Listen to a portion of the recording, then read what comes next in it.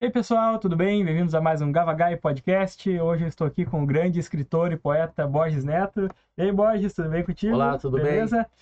Hoje eu recebi o Borges aqui em casa. Em vez de fazer uma entrevista online, como é de praxe, vamos fazer um bate-papo lado a lado aqui, falar um pouco sobre a trajetória literária dele, seus trabalhos, suas inspirações e por aí vai. Mas então, Borges, boa noite para ti. Como é que estão as Boa coisas? noite, Tudo bem? prazer estar aqui É um contigo, prazer te né? receber. Mas então, Borges, poderia se apresentar um pouco para os telespectadores, falar um pouco sobre quem é você, como começou toda essa aventura, essa jornada épica pela literatura? Sim, sou natural de Gravataí, né? Nasci em 1957, exatamente no dia 26 de julho, esse mês, né?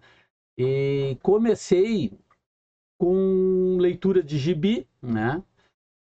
E durante bastante tempo, né, fiquei aficionado nos gibis, até poder passar para a literatura de fato, né? E isso aconteceu quando eu entrei na escola Maria Josefina Becker, né? E descobri ali a biblioteca. Ah, perfeito, perfeito. E tu tem uma origem de trabalhar nos campos, de muita labuta, muito esforço. Isso te inspirou Sim, a criar personagens rurais. rurais Sim. e... Eu sou do meio rural, então sempre Uhum, trabalhei na lavoura até os 20 anos, né? Quando então fui para o quartel. Então, esse período que é muito rico, né? Da lavoura, ele reflete diretamente nos meus livros. Todos os meus livros você vai encontrar uma ponta rural. ah, show de bola. E não sei se tem algum texto que tu gostaria de ler, algum poema para a gente começar aí os trabalhos, alguma coisa. Vamos ler um Temos... poema então. Vamos lá então, fazer aqui um momento literário.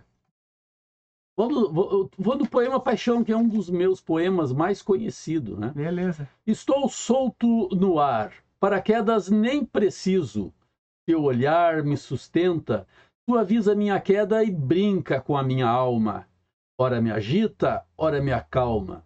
Teu olhar estonteia, estou preso em tua teia. Não me evite, estou louco por você. Ah, isso aí é apaixonadão. Cheguei meio apaixonado. É um Mas poema bem antigo, né, de um dos uhum. meus primeiros poemas publicados, e que agora ele faz parte da antologia Quatro Livros de Poemas. E, e o que que tu prefere escrever? Mais em prosa? Prosa, mais é Prosa? prosa. Eu Mais gosto prosa. mais da prosa, me identifico mais, me dá mais liberdade de Uhum. criar, porque a poesia é uma coisa mais resumida, Uhum. né? Então tem que te expressar com um mínimo de palavras. E Uhum. na prosa tu tem muito mais liberdade, né? E de Uhum. trazer essa tua experiência, essa tua vivência, que eu gosto Uhum. tanto de compor nos meus Ah, show livros. de bola. E a sua esposa também escreve, também é escritora, também Ela participou de uma participou? publicação, né, de uma revista Uhum. ligada à Zapeg, né, já há algum tempo, né? E também daquele livro que foi publicado pela prefeitura, né, sobre a Uhum. cidade de Gravataí. Ela tem um material lá, inclusive, falando sobre as obras literárias dos gravataienses. Ah, show de bola. E esse ano o Clube Literário ele fez 24 24 anos. anos, não é mesmo? 24 anos. Eu gostaria de falar um pouco sobre ele. Você é um dos Sim, os fundadores, né? Há fundadores, muito sou um dos tempo. fundadores, e ele foi criado para poder ter um grupo, né, para dar apoio Uhum, nas publicações, né? Então, toda vez que é lançado um livro, então tem aquele grupo era convocado, né? E me pareceu uma grande ideia, né? E de fato é uma grande ideia ter um grupo junto sempre quando houver um lançamento de livros, uhum. né? Tivemos um lançamento agora no comecinho de julho, né? Que foi a arte de plantar do Círio de Mello, foi ali no Sesc, todo o grupo estava lá reunido. E agora, nesse sábado, enquanto estávamos no Parcão ali fazendo a venda de livros, a gente deu uma interrompida porque teve o lançamento do livro do Serginho, né? Uhum. Fragmentos Poéticos. E lá, outra vez, estávamos em grupo, Ah, né? Apoiando o lançamento dele. show de bola. Eu tinha uma época que eu fazia academia no Sesc e às vezes eu cruzava nos corredores com o Círio de Mello lá. A gente declamava uns poemas, às vezes. Não sei se ele vai lembrar. Sim, ele faz ainda Faz lá. essas declamações lá no Sesc. Eu, rolou um refluxo aqui, daí veio a comida do almoço e me trancou a garganta. Eu participei algumas vezes, faz uns 5, 6 anos de um sarau literário, não sei se tu lembra, eu tinha uns 20 anos, hoje eu tenho 25, tinha uns 19, 18 por aí, declamei o monólogo do Hamlet, declamei os poemas do Vinícius de Moraes, umas coisas nas antigas. Agora, quero ver se eu volto a participar mais ativamente. Eu acompanho bastante vocês lá no Instagram com a Ângela que... Sim, a Ângela Xavier é a Uhum. nossa presidente atualmente, né? Uhum. E está fazendo um bom trabalho, que ela está trazendo muita juventude para dentro do clube literário, né? E a Uhum. gente já estava meio velhinho, né? O grupo Uhum. já é mais maduro, né? E ela está fazendo essa revolução. Perfeito, perfeito. Mas voltando então para a tua obra, para os seus trabalhos, durante essas muitas décadas como escritor, teve fases assim com certas temáticas que tu preferia abordar e certas mudanças de escrita. Gostaria de falar um pouco assim, uma biografia resumida das tuas mais de 25, são 29 São obras? 29 obras, né? Uhum. Eu sempre gostei muito de escrever com mais liberdade, né? Então, eu nunca escolho o tema, né? Então, quando vem uma ideia, né, e eu analiso como uma boa ideia, eu automaticamente começo a escrever, né? Eu escrevo todos os dias, não tenho folga, né? Porque gosto dessa tarefa, né? É a tarefa que me preenche hoje, já que eu sou aposentado. E sempre teve temas variados, né? Esse último livro, o mais recente, vamos dizer assim, é O Homem do Livro, que nós vamos ter aqui. Esse é O Homem do Livro, e o personagem vem de uma outra história, né? De Limite de Segurança. Um personagem que eu tinha lá e ele desenvolveu muito pouco, né? E aí ele ganhou, então, um livro só para ele agora, de 200 páginas. Uou! É um grande calhamaço aí, bem aprofundado, o Homem do Livro. O Homem do Livro. Era um menino lá que lia Uhum. e gibis, né? E das leituras dele foi o Bram Stoker, né? Os gibis do Drácula. Do Drácula, e ele assustava aqui em Gravataí as outras crianças de que na aldeia, lá na igreja matriz, lá na torre, tinha um vampiro, né? Mas ficou muito resumido lá. Então agora eu trouxe ele para a fase adulta, né? E ele continua sendo o Homem do Livro. Ah, show de bola. O Homem do Livro.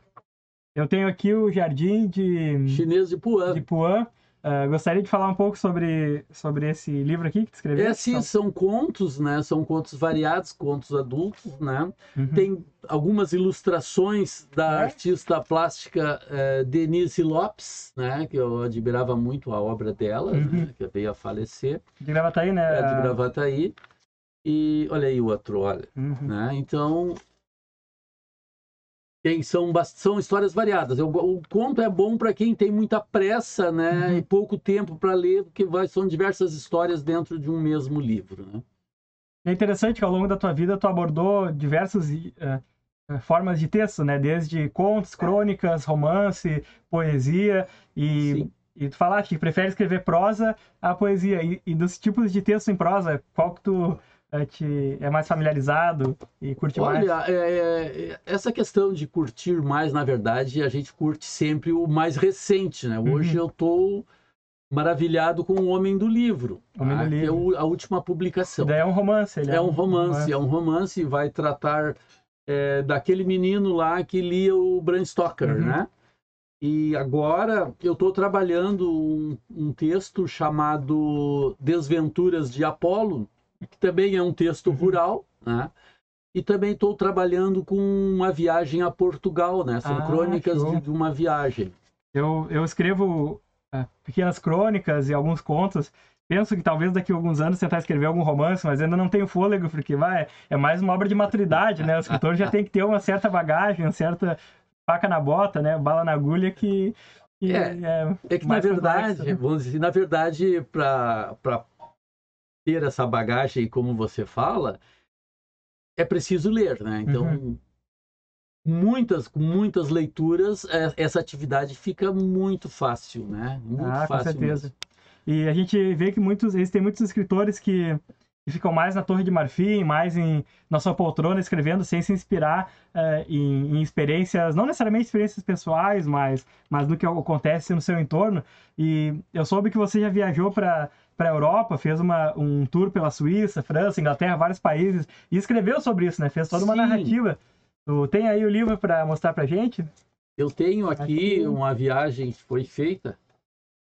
E está, o livro se chama Longe de Casa. Aí. Né? E foi assim, é a primeira vez que eu escrevo assim, a respeito de uma viagem. Eu achei interessante isso. Todos os percalços que a gente encontrou quando sai da sua terra, né, e começa a ver todas essas novidades. Então, eu achei interessante eu agrupar isso num livro, mas não, sem fotografias, é apenas texto, né, totalmente em cima de crônicas, realmente. Ah, ótimo. E Gravataí, volta e meia, Gravataí sempre aparece nos seus textos. É algo muito, muito importante e recorrente na tua obra. O que te fascina na nossa cidade que faz ela ser um cenário, né, da tua obra? Em primeiro lugar, né, o fato de eu ter nascido aqui, né? Depois vem essa questão de tu falar a respeito de um lugar que tu conhece, né? Porque se tu vai falar de um lugar que tu não conhece, tu corre um sério risco de falar coisas indevidas, né? Então eu não vou botar um personagem meu, por exemplo, em Nova York, né? Porque eu não conheço Nova York. Vou falar bobagem. Então eu prefiro que o meu personagem ande aqui na Parada 79, que ele vá ao Parcão, que ele vá na Praça de Cima, né? E coisas desse tipo, né? Isso me dá mais firmeza, né? Porque quando tu está produzindo um livro, tu precisa convencer o leitor de que aquilo é verdade. Ou senão isso não tem graça, não tem, a brincadeira não tem graça, né? É verdade. E então teus textos eles têm um foco assim mais em histórias realistas, ou tu já explorou realismo fantástico, ficções meio surreais, Não, e obras oníricas? Realismo fantástico não, mas todos os meus livros trazem um pouco da minha experiência de vida com algumas coisas ficcionais, né? Isso é que dá, vamos dizer assim, a credibilidade e as pessoas perceberem que aquele personagem ele anda aqui pelas ruas, né? Claro, eu trago experiências porque não tem como eu deixar de fora de uma obra ficcional as experiências reais, até porque eu não conseguiria convencer que a história é real, né? E aí, mesmo sendo ficção, uma das premissas é que as pessoas venham a crer que aquilo ali é realidade, senão eles não vão ler. É verdade, é verdade. E então tu diria que as tuas obras, elas têm um certo papel terapêutico? Por exemplo, se a pessoa lê teu livro sobre viagem lá para a Europa, ela pode aprender a observar coisas durante as próprias viagens dela que ela não observaria se ela não lesse, né? Claro, claro. O teu livro sobre... Tem até um livro que ocorreu... hoje em dia chamam de Nova Conquista, mas as antigas era Rincão, da Madalena, né? Sobre um adultério que ocorreu lá no Rincão, ficcional, não é? Sim. Se quiser mostrar pro pessoal aí eu tenho, é o meu livro. Obra. Ele é o... Quer dar uma pequena sinopse, sem spoilers? Vamos ver aqui. É a amante do Rincão da Madalena. Amante do Rincão da Madalena. Que agora eu não estou localizando, mas nós já vamos localizar. Será que não ficou lá embaixo? Eu acho que ficou lá embaixo. Mas enfim, pode falar dele e depois a gente mostra. Exato. Depois a gente mostra. Então, Amante do Rincão da Madalena. O pessoal adora essas histórias envolvendo traições. Por aí vai. Não, eu não sou assim um autor de sair muito da parte social, vamos dizer assim, né? É um título, é uma amante de um caso ficcional, e eu coloquei ali no Rincão da Madalena porque toda a minha família vem daquela região, né? Meu avô Joca Borges tinha uma chácara ali, né? E no momento em que eu fui criar essa narrativa, eu achei por bem colocar ali, né? Porque eu ia mencionar a estrada, que é uma beleza, aquela estrada que vai para lá, muito bucólica. Agora está asfaltado, né? Mas na narrativa ela é ainda de chão batido, né? E eu achei isso muito importante, né? Colocar ali. Porque eu, quando menino, a gente ia a pé, inclusive, né? para chegar até a chácara do vô. Ah, show de bola. Às vezes eu encontro no Facebook, por acaso, umas fotos de Gravataí há muito tempo atrás. E como foi para ti acompanhar todo o desenvolvimento da cidade, todas as mudanças de industrialização, de tecnologia que ocorreu? Tu tem fotos antigas daquela época? Tenho fotos antigas, né? Até porque quando eu vim para Gravataí para estudar, né, quando eu retornei, ali onde é o Parque Dom Feliciano, aquilo ali era a chácara do meu padrinho, onde o meu padrinho tinha criação de vacas e ovelhas ali, né? E agora tu vê, é uma região super valorizada, né? O ramo imobiliário invadiu tudo ali. E é um local que a gente costumava andar de carroça, né? Vocês iam pra praia de carroça também? Não. Na praia não fazia parte de, vamos dizer assim, do pessoal que tinha menos posses, né? Isso, falando a verdade mesmo, né? Não tinha nem consciência da existência do mar. Ah, pode crer, que nem o Chaves lá, que via só na televisão lá o mar. Exatamente. A televisão tinha ou era só rádio? Não, eu fui ver televisão já com 13 anos, né? Não tínhamos televisão. Eu vim ver, inclusive, aqui na casa do meu padrinho, né? Onde eu fiquei para poder estudar aqui no Josefina. Mas o senhor se adaptou bem às mudanças tecnológicas, né? Usa smartphone, usa as redes sociais hoje em dia. Me atrapalha um pouco ainda, né? Mas já é possível. Já.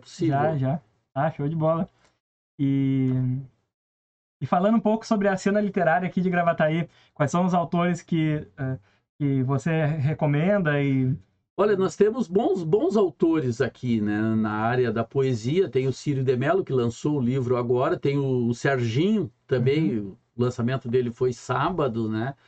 E temos bom. Tem a Verlaine, tem a Esther Polle. Temos bons poetas aqui. Ah, show. Né? Daí eu vou deixar na descrição do vídeo o Instagram do Clube Literário. Daí caso alguém queira adquirir algum livro, pode chamar lá no Insta. Sim. Aí fala direto com a presidente, né? Com a Ângela. Ah, show de bola. E tem alguns projetos que tu está encabeçando para serem lançados agora ainda em 2022, 2023, próximo semestre? Eu estou com alguns livros, aí por causa da pandemia não foi possível fazer a divulgação, né? Mas eu tenho aqui A Gata Carmelita, que é um livro que ainda carece de autógrafo, Uma Noite Acampados, e o Homem do Livro. O Homem do Livro, que é o lançamento desse ano. Né? E nos próximos projetos, eu tenho aqui As Desventuras do Apolo, que eu já vinha falar, as crônicas sobre essa viagem a Portugal, o Seminário de Renata e um livro de contos. Ah, bastante coisa para ser encabeçado. Não sei se dá para perguntar isso ao vivo, mas qual a idade do senhor? Agora, no dia 26, eu estou fazendo 65 anos. 65 anos, olha só. E dá na média mais ou menos um livro a cada 2 anos, por aí. Agora, atualmente, eu trabalho assim com a meta de um livro por ano, né? Porque agora a vida começa a ficar mais curta, né? Então eu tenho que começar a acelerar um pouco, né? Então, é verdade. Então, esses temas que eu estou desenvolvendo, eu preciso correr um pouco mais. Perfeito. E quais os autores que, tanto nacionais quanto internacionais, que mais o senhor leu ao longo do tempo e te inspiraram a produzir? Eu até anotei, porque essa pergunta sempre sai, né? E eu sempre acabo esquecendo algum ou outro. Tranquilo. Mas dos nacionais aqui, eu gosto do José Mauro de Vasconcelos, né? E dos estrangeiros aí, o Hemingway. O Hemingway é um grande escritor, né? Me inspiro muito nele. A Anne Tyler, que é a autora do O Turista Acidental. Não conheço. Ela escreve sobre o quê? Esse Turista Acidental, ela vai falar de um camarada que ganha a vida indo fazer viagens para conhecer os percalços que as pessoas que não conhecem aquela cidade possam vir a sofrer se forem lá. Então ele vai na frente, ele é, como é que vamos dizer? Ele é a bucha de canhão, ele vai lá e vai descobrir qual é o melhor restaurante, como é que sai daquela rodoviária, como é que sai daquele aeroporto. e ele publica isso, ele é o turista acidental. A Anne Tyler, então, é uma... Tyler, ó, fica a dica aí, pessoal. George Orwell, que é o autor do 1984, 1984. Né? Tem aquele dos bichos, a Revolução dos Bichos. A Revolução dos Bichos, né? Gosto também do John Steinbeck, né? Steinbeck. Na parte de ficção científica, que na minha adolescência gostei muito de ficção científica. Hoje eu não leio tanto. Eu gosto bastante. Não leio tanto. Mas eu tenho o Arthur Clarke e o Aldous Huxley também, né? Que são dois autores, assim, incríveis. O Anderson também, né? E também tem a Erika Young, né? Que é uma autora muito realista, né? Ela chega a ser um pouco crua, né? Mas é interessante, porque é preciso conhecer os diversos estilos, né? Para ver onde é que você se encaixa melhor, né? E você comentou que visitou a cidade de Verona? Estive em Verona. De Romeu e Julieta. Romeu e Julieta, Shakespeare. Você gosta de autores do teatro também? Shakespeare, Camus, Camus é muito bom. Camus. Mas também gosto de Kafka, né? Kafka, Franz Kafka. Lá da Barata, lá do... Metamorfose. Tem até a música do Raul Seixas, né? Isso. Metamorfose ambulante. Mas e de música? O que o senhor gosta de músicos? Caramba! Música, atualmente, sabe que nós estamos muito ruins na área musical, né? Mas eu ainda sou fã de Belchior. Grande, né? Belchior. Que o Belchior teve em Gravataí, né? Ele tocou no Asa Branca, inclusive, né? Não sabia. Isso, ele tocou no período que eu trabalhei na Fundark, né? Na Fundark. Exatamente, a Fundark trouxe Belchior a Gravataí. Que show. Gosto também... Caramba! Aqui em Gravataí nós temos o Stani Soares, temos a Glau Barros. Glau Barros também, né? excelente. Ela tem um moço também que toca violino que se apresentou no Clube Literário. O Matheus, isso aí. Grande músico. Eu tenho um canal no YouTube que eu entrevisto músicos e posto conteúdo de música. Até vou deixar aí se alguém tiver interesse. Eu até quero falar com o Matheus para entrevistar ele, falar sobre... Sim, ele está fazendo ótimas apresentações no Clube Literário. Que show de bola. E já foi na exposição do Prêmio Dana que está tendo do outro Matheus ali? Sim, fiz a visitação lá. E vai ter um sarau, né? Vocês vão fazer um sarau ali, vamos fazer um sarau agora, eu acho que dia 22 vai ter um sarau ótimo. ali. Olha aí, pessoal, dia 22, não se acanhem, apareçam ali no Quiosque da Cultura de Gravataí. Às 18h30. Declamem seus textos, poemas e... Olha, agora demos uma pausa dramática aqui. Acho que é o Abujamra que fala que é Chestov. Passou um anjo aí, cara. Tu já assistiu lá o Provocações do Abujamra? Aquele programa da TV Cultura? Não. Bem legal.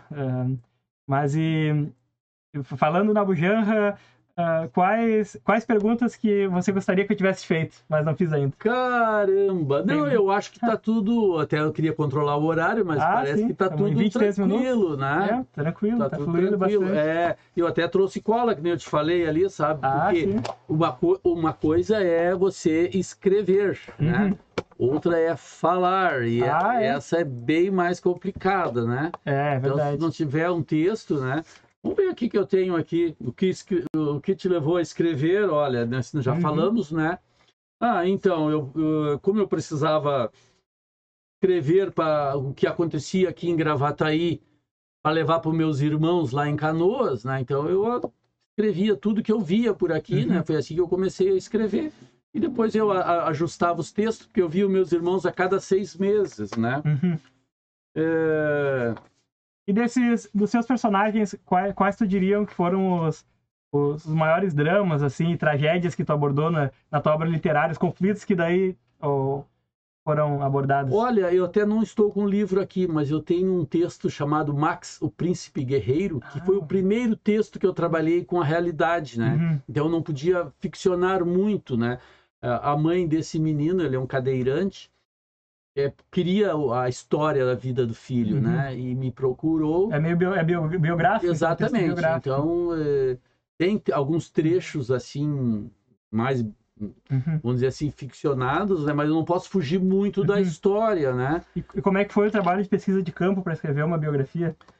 Porque assim, como era o contato era com a mãe do menino, né? Então ela me munia com Uhum. informações, né? E eu fui criando. Mas eu peguei gosto pela coisa, porque logo em seguida eu escrevi No Abismo de Rosas, que é a vida de um músico A aqui vida de de músico. Gravataí, o Pedro Paulino, né? E ele é assim, tipo contos, né? Ele já é falecido? Ele é falecido, né? Hum. Então, e é muito interessante a história Uhum. dele, né? Na juventude ele comerciava carros, né? Levava carro daqui para a fronteira, né? Lá com o Ah, Uruguai. uhum. E aí tem uma história que é muito interessante, né? Ele vende um carro e ele tem que entregar dentro do Uruguai, né? Mas isso era proibido, né? Ah, Então entendi. ele sofre perseguição da polícia. Isso aqui eu Caraca. criei alguma coisa assim muito legal, gostei muito de ter Ah, uma escrito. história de... Tem uns conflitos de ação aí também, então. Tem. E no Ele meio disso ele tocava uma viola também. tocava uma viola. E o mais interessante ele foi preso lá no Uruguai, né? Logo que atravessou a fronteira. E lá na cadeia, o delegado que tinha lá, à noite, plantão, não tinha movimento, esse delegado tentava aprender a tocar violão. Olha que Uhum. interessante, Ah, show. né? E o delegado lá errava a nota musical e ele gritava da cela, ó, é dó maior, né?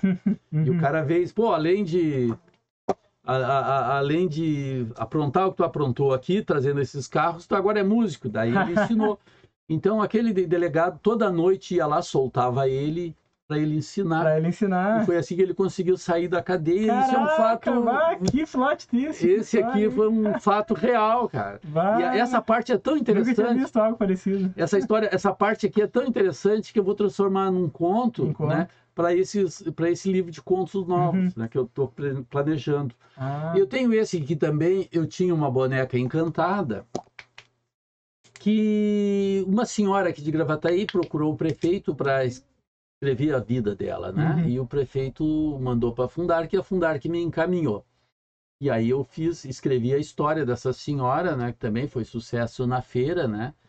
E também tem trechos ficcionais, mas em cima das narrativas dela, Uhum. né? Então ela fala que a casa dela caiu numa tempestade, então, claro, eu tenho que montar todo aquele Uhum. clima de tempestade, né? Que daí já é ficção, né? Uhum. Para chegar naquilo que ela me narrou. Gosto muito de fazer isso também, sabe? E, e como é que foi o processo, assim, de tu escrever esses livros biográficos e o feedback das pessoas, né, que te passaram? Ah, Eles gostaram do que tu contou, da tua narrativa, ou ficaram então, irritados, não gostaram assim, de alguma coisa? a experiência começou, na verdade, com eu tinha uma boneca encantada. Uhum. Eu fiz um capítulo e eu não conhecia a pessoa ainda, né? Então a Fundarc promoveu esse encontro. Convidou algumas pessoas, convidou Uhum. a pessoa específica, né? E eu fiz uma leitura, né? Como fazia Charles Dickens Uhum. ali na Fundarc. Daí eu lia o capítulo, né? Ela me disse meia dúzia de situações e eu li o capítulo inteiro, eram umas 20 páginas, né? Uhum. Então, assim, emocionou muito a ela, Ah, né? que Assim, olha ótimo. como é que tu conseguiu, tem coisas que eu não te disse e tu conseguiu colocar exatamente como era, eu consegui Uhum. me transportar, né? Uhum. Então, é exatamente assim que você... então, fiz a história toda. Então, a cada capítulo, eu ia depois desse primeiro capítulo, a cada capítulo narrado, escrito, eu ia na casa dela e fazia a leitura. Uhum. Ela fazia alguma correção, esse aqui não é, esse aqui não Uhum. era parente, esse aqui era assim, né? Até chegar ao resultado final. Ah, ótimo. O que eu ia te perguntar? Hoje em dia ficou muito mais fácil, né, de publicar livros, de escrever com as tecnologias, redes sociais e por aí vai. E, e nós, um amigo meu, o Douglas Farias, que ele é poeta aqui de Gravataí, já tem um livro publicado, o Bedroom Pop. Ele comenta bastante sobre o conceito de patético poético, que seria um texto que acho que eu não vou conseguir definir como ele fala, mas que tem características, às vezes, meio que banalizam a arte, mas, por outro lado, carregam um pouco de qualidade literária. E, então, dando essa enrolação que eu dei aqui agora, quais são as qualidades, assim, as virtudes que tu encontra, assim, em um texto para para ele merecer uma certa, talvez, admiração? Se é que existe isso de um filtro ou vale tudo na literatura e não tem critério nenhum, vamos escrever como quiser e uou. Olha, em princípio eu acho que vale tudo, sabe? Não há assim, um critério, né? Quem vai selecionar se o teu texto tá bom ou não é quem te lê. Né? Se tu escrever um livro e ninguém comprar e no segundo já ninguém comprou, é porque tu queimou teu filme, né? Então, existe esse balizamento, né? Até onde eu posso ir, né? As cenas adultas, até que ponto eu posso ir, né? Eu não posso... porque Charles Bukowski, que eu leio muito, foi único, né? Ele passa do limite do aceitável, né?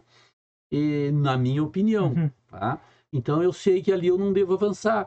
Meus leitores sabem que eu não avanço. Uma cena mais forte, meus leitores sabem que eu vou levar até determinado ponto para que eles percebam o que ocorreu de fato sem estar escrito, sem banalizar a coisa. Ótimo. Entendi. E o que eu ia perguntar? Já escreveu algum heterônimo, construiu heterônimos que nem Fernando Pessoa? Mas daí eu tô revelando algumas coisas. não precisa falar o nome, mas só sim, tem os heterônimos. Sim, eu tenho uma pessoa que eu escrevo para ela, né? Então, textos que eu não aproveito... então dá para te encomendar, como ghostwriter, tu tem esse papel de escritor fantasma. Podes encomendar que eu desenvolvo também, porque faz parte das minhas atividades. O último que aconteceu isso, o livro acabou não sendo publicado, né?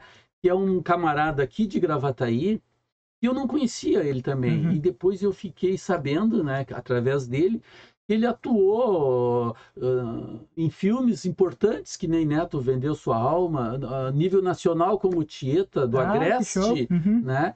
Então é um camarada que cuidava dos animais para esses filmes. Então, aqueles lances. Ele narrou coisas assim incríveis, né? E aí ele não conseguiu patrocínio para o livro. O livro está pronto lá, mas não tem patrocínio, e é ele o autor, vamos dizer assim, né? E foi uma coisa incrível eu descobrir assim no meio cinematográfico. Que incrível! Né? Que foi um camarada de Gravataí.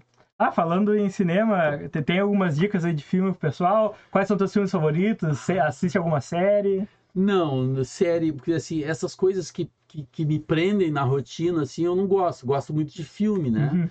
Mas um filme, caramba! Eu tô escrevendo... Os clássicos eu tô reescrevendo o Romance de Gravataí, e aqui no Romance de Gravataí, o personagem se obriga a falar de um filme muito clássico e que não é do teu tempo, é lá dos anos 1960, né? Que é estrelado pela Raquel Welch, né? Que é 10 mil anos antes de Cristo. Né? Então eu lembrei agora, assim, porque tá nesse livro, né? E eu acabei de rever o texto para fazer a segunda edição. Porque todas as segundas edições eu acabo revendo os textos, né? Altera alguma coisa? Altero, porque conta com o amadurecimento do autor, né? Então tu acaba aqui, o Deserto logo ali, já é a segunda edição. Aqui, ó, Limites de Segurança é a segunda edição. Ó, reescrito pelo autor. Reescrito, Limite de Segurança. Essa história aqui, tu quer saber dessa Limite de história? Segurança, meio Agatha Christie, é uma investigação? Esse livro aqui conta a história de um camarada aqui de Gravataí que consegue um emprego num bairro ficcional bem rural da cidade. E lá nesse bairro rural tem um bar noturno. E ele tá lá sozinho, a esposa fica aqui na aldeia, né? E ele acaba se envolvendo com uma moça que frequenta lá, né? Então, o limite de segurança é isso, né? Até onde um homem pode ir sem afetar as bases do seu casamento. Entendi. É o limite de segurança. Até onde posso investir? Até onde posso, por que não dizer, me apaixonar? Tá. Rola então ali ele quer pular cerca, mas não pula. É o Limites de Segurança. Olha aí, pessoal. O título sempre leva a imaginar outra coisa, né? mas seria isso, né? Inicialmente eu pensei, talvez uma Agatha Christie, alguma coisa de investigação, limite de segurança, CSI, uma coisa assim. Mas, encaminhando mais então para o final, tem algumas dicas para quem está querendo começar a escrever ou para quem já escreve, para como podem talvez melhorar seus poemas, melhorar suas prosas. Para quem que tu daria de dicas aí para a juventude, o pessoal que está começando a escrever? Para quem quer começar a escrever, né, tem que ler.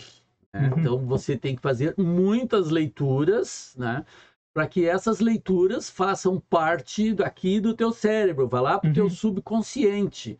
E daí fica muito fácil, tu tem todas essas histórias, todos esses livros lá no teu subconsciente.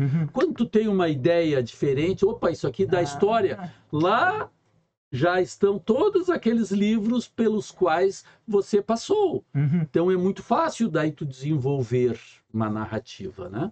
Show de bola.